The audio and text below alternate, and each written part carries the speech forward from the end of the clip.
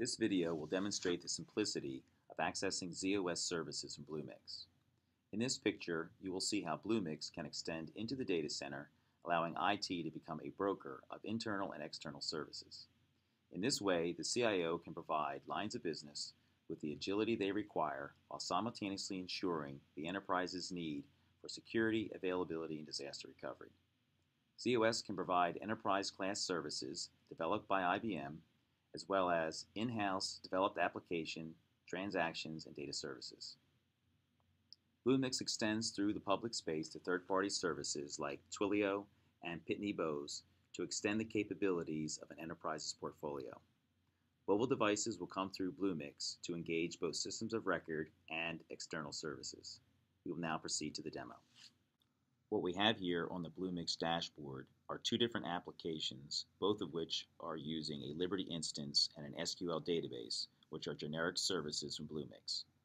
The BlueMix Decrypt also has an extra zCloud cryptographic service, which is hosted on ZOS. Let's look at each of these in action. Here's the base application. In it, you will see each entry contains unencrypted text. We will add another line of unencrypted text. Now let's jump to the second application, which is pointing to the same database. As you can see, the new line of text that we entered in the first application appears in the second. Now we will add another record.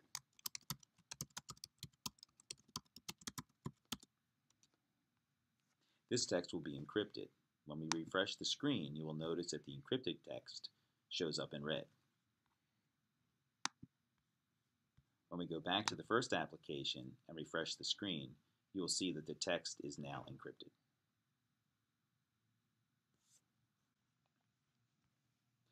Here you will see the code that was added to the second application, but was not included in the first.